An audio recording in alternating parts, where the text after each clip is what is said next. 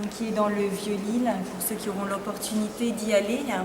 Voilà, alors la présentation qui a été choisie à l'époque, vous voyez, est assez spectaculaire,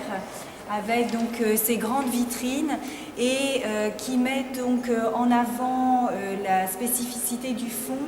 qui est essentiellement donc axé sur la France du Nord et l'Europe du Nord. Donc on trouve très peu de pièces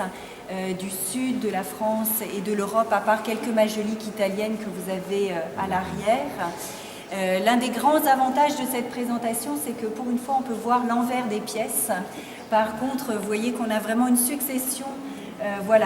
d'éléments qui ne sont pas vraiment serrés, on ne voit pas vraiment les pièces majeures par rapport aux autres.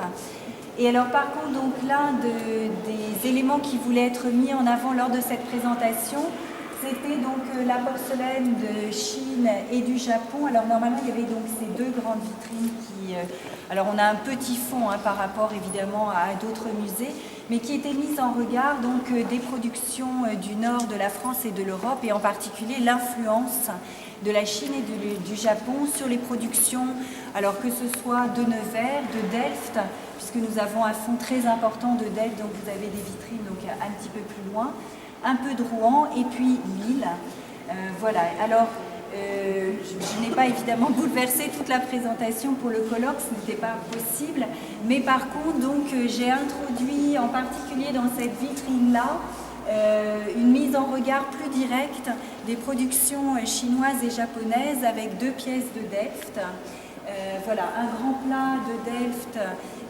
que nous avons eu l'opportunité d'acquérir grâce aux dons des amis du musée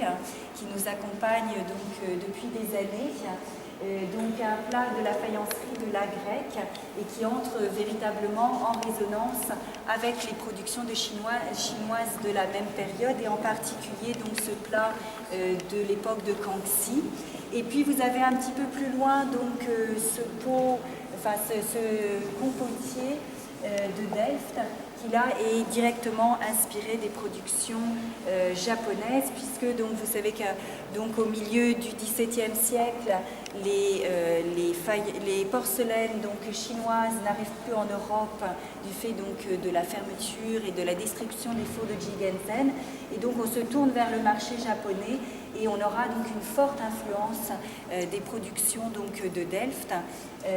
donc par les motifs japonais. Donc on peut s'amuser à retrouver, donc c'est exactement ce dont nous parlait Jacques Marx il y a un instant, cette superposition de motifs et d'influences voilà, donc on retrouve ce système, donc, le motif mais réinterprété